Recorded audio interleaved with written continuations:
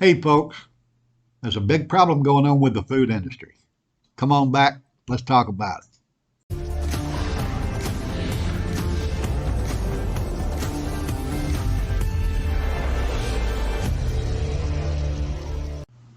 Orlando Prepper coming at you again. Let me tell you what happened to me. I'd like to know if it happened to you. I buy milk in 2 half-gallon jugs instead of one gallon jug because it actually keeps longer that way. However, the last 2 times I've done that, when I get to that second carton of milk, it goes bad long before the expiration date on the bottle. If it happened just once, I would think, okay, it just happened. But it's happened twice, the last 2 times I've bought milk, which leads me to believe that maybe the dairy industry is not getting their fresh product to the shelf as quickly as they used to.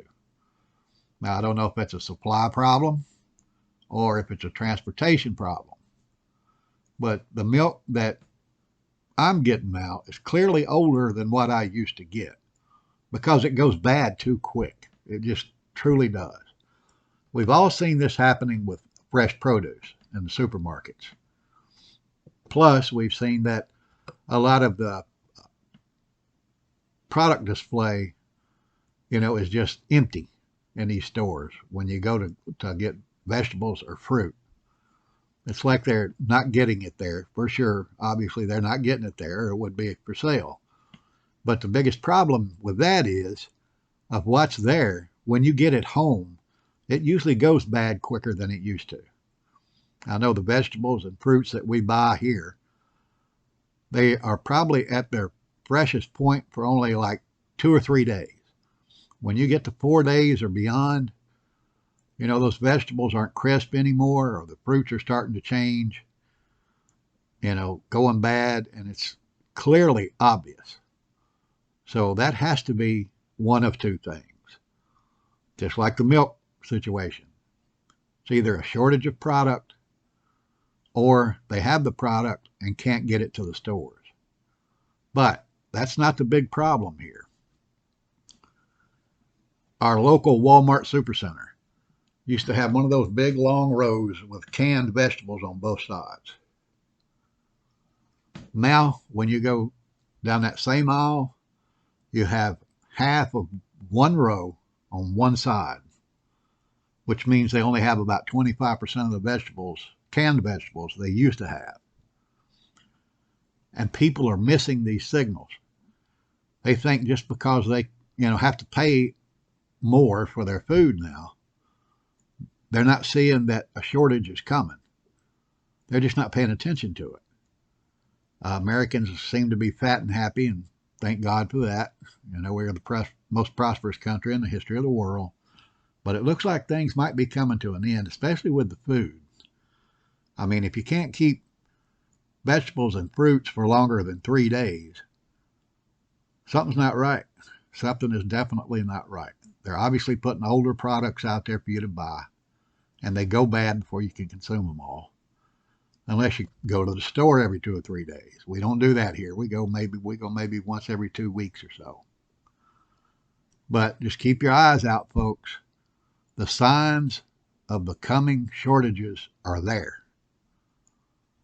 We all know, I've told you before, those cans today are from last year's harvest. We know that farmers are now producing maybe 50% or less of what they have in previous years. So that means those canned goods are going to get even more scarce. So get out there and get them now before the price goes up even more. And the good thing about your canned goods is they're good practically forever. The FDA, it's right on their website. You can go check it out. It says that canned goods are good indefinitely as long as the can's not damaged, rusted, or swelled. So get out there and get those cans. Start looking for those signs of what's coming. Tell your friends.